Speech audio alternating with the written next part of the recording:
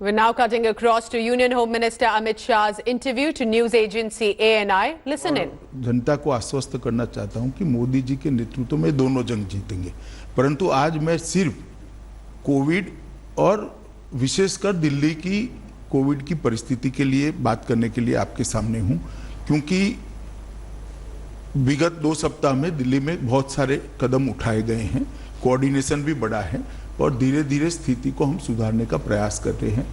मगर कुछ चीज़ें ऐसी हैं जो दिल्ली की जनता से साझा करना जरूरी है और जागरूकता की दृष्टि से भी ये जरूरी है और उनको जो करना है उसके लिए भी जरूरी। इसलिए आज विशेषकर दिल्ली के कोरोना वायरस की स्थिति पर, संक्रमण के फैलने की स्थिति पर और देश के कोरोना वायरस संक्रमण पर ही बात करेंगे, एक लिमिटेड सब्जेक्ट पर बात करेंगे। जी, दिल्ली के बारे में आप कह रहे थे तो मैं दिल्ली से ही सवाल करती हूँ कि दिल्ली की तुलना जो है वो वुहान से की जा रही है कि बेड नहीं है, टेस्टिंग नहीं है और जनता में एक रोष भी है, घबराहट भी है कि जो हॉस्पिटल्स हैं वो मना कर रहे हैं कुछ लोगों को लेने के लिए और अगर अंदर ले भी रहे हैं तो उनकी फीस बहुत ज़्यादा है।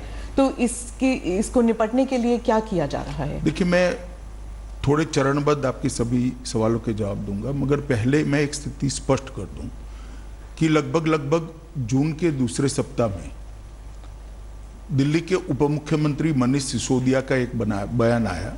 सिसोदिया जी ने बताया कि भाई 31 जुलाई को दिल्ली में 5.5 लाख तक कोरोना के संक्रमित हो जाएंगे, ना जगह बचेगी, ना बेड बचेंगे और एक प्रकार से स्थिति खराब होगी।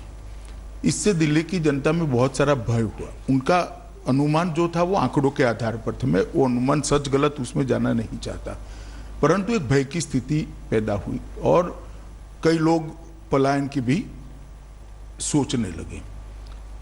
एक दूसरा निर्णय आ गया कि दिल्ली के बाहर की व्यक्तियों को दिल्ली में इलाज नहीं कराया जाएगा। अब मैं आपको बताना चाहता हूं, मैं भी दिल्ली के बाहर का हूं, मैं भला कहां जाऊंगा अगर मुझे कुछ होता है तो। दिल्ली देश की राजधानी है, बहुत सारे राज्य के लोग यहां पर रहते, आते हैं, जाते हैं। आसपास के राज्यों से, जैसे उत्तराखंड से, उत्तर प्रदेश से, हरियाणा से, राजस्थान से ढेर सारे लोग यहाँ बसते हैं। ऐसा करना संभव नहीं था, तो वो निर्णय को केंद्र सरकार ने बदला और ये तय कर दिया कि हर एक व्यक्ति का इलाज हर एक अस्पताल में होगा। और उसके बाद में मैंने 14 तारीख को एक कोऑर्डिनेशन की मीटिंग बुलाई और जो आप बात कर रहे हैं वो सारे फैसले कोऑर्डिनेशन की मीटिंग में हमने करे। एक कोऑर्डिनेशन की मीटिंग बुलाने की जरूरत इसलिए पड़ी कि दिल्ली का जो एडमिनिस्ट्रेटिव खाका है, इसमें 3, जहां तक कोरोना का सवाल है, 3 एडमिनिस्ट्रेटिव रोल 3 संस्थानों का आता है। तो दिल्ली सरकार स्वतः, दूसरा MCD 3 म्युनिसिपल कॉरपोरेशंस और तीसरा भारत सरकार। तो ये तीनों के बीच में कोऑर्डिनेशन होना जरूरी था। तो वो मीटिंग का मुख्य उद्देश्य था, देश और दुनिया के कोरोना के खिलाफ की लड़ाई की बहुत सारी इंफॉर्मेशन भारत सरकार के तज्ञों के पास थी। जैसे डॉक्टर पॉल है, नीति आयोग के मेंबर हैं, हमारे डॉक्टर भार्गव है, ICMR के हैं और एम्स के डायरेक्टर गुलेरिया जी हैं। ये तीनों के पास पूरे देश भर की स्थिति और दुनिया भर की लेटेस्ट स्थिति की जानकारी थी। भारत सरकार काफी कुछ मदद भी कर सकती है, दिल्ली सरकार का स्वास्थ्य विभाग और दिल्ली सरकार का मेन रोल है ही है। और अस्पताल बहुत सारे MCD के हैं, नीचे के कर्मचारियों की संख्या भी MCD की ज्यादा है। तो एक व्यापक अभियान कोरोना के खिलाफ चलाना है तो तीनों ने मिलजुल कर काम करना पड़ेगा। तो मैंने मीटिंग बुलाई, इसमें दिल्ली के मुख्यमंत्री जी भी आए, उप मुख्यमंत्री जी भी आए, भारत सरकार के स्वास्थ्य मंत्री भी थे, ये तीनों डॉक्टर भी थे और बाद में MCD के मेयरों के साथ भी मीटिंग की।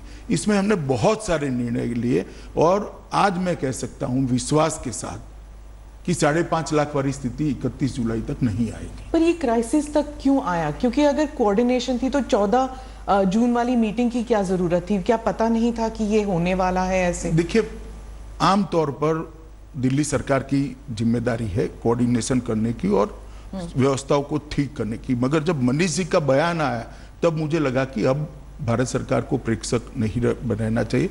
मोदी सरकार की पूरे देश की जवाबदारी, प्रधानमंत्री जी की पूरे देश की जवाबदारी। प्रधानमंत्री जी ने भी मुझे कहा कि भाई गृह मंत्रालय ने इसमें इनिशिएटिव लेकर आगे बढ़ना चाहिए, दिल्ली सरकार को मदद करना चाहिए। आज भी मैं स्पष्ट कर रहा हूं, दिल्ली सरकार को हम मदद कर रहे हैं, परंतु कोऑर्डिनेशन जब तक नहीं होता, इसलिए भारत सरकार ने इसमें कोऑर्डिनेशन की दृष्टि से हस्तक्षेप तो नहीं कह सकते, मगर एक मीटिंग बुलाकर काम करना शुरू किया। इसमें जो कमियां हमारे ध्यान पर आई, व्यापक चर्चा के कुछ दिल्ली सरकार ने भी मुद्दे रखे, कुछ जो एक्सपर्ट्स थे उन्होंने रखे, कुछ एमसीडी के मेयरों ने रखे, क्योंकि दूसरे ही दिन मैंने मेयरों के साथ भी मीटिंग की, ऑल पार्टी लीडर्स के साथ भी मीटिंग की, और सबके जो सुझाव है इसके आधार पर हमने बहुत सारे निर्णय करे। सबसे पहला निर्णय करा कि 30 जून तक कंटेनमेंट जोन के हर घर का सर्वे हो जाएगा। इसमें हल्का सा भी लक्षण है, जिसमें कोरोना का खांसी भी है, जुकाम है, बुखार है, कुछ भी है, सर दर्द है, सूंघने की क्षमता चली जाएगी है, टेस्ट चला गया है, ये सारे लोगों की सूची तैयार करी और हमने मास लेवल पर टेस्टिंग बढ़ाया। पहले मैं बाद में टेस्टिंग पर आऊंगा, मगर मास लेवल पर टेस्टिंग बढ़ाया और मुझे भरोसा है कि ये 30 तारीख तक हम पूरा कंटेनमेंट जोन का टेस्टिंग कर देंगे और बाद में 21 जुलाई को तय किया कि पूरे दिल्ली का हाउस टू हाउस सर्वे करेंगे, जिसको थोड़ा सा भी कोरोना का भय हो उसका टेस्टिंग किया जाए और कम से कम उसको आइसोलेशन में डालने से वो फैलाए नहीं। Hello everyone, this is Rahul Kamal here. Hope you enjoyed this video.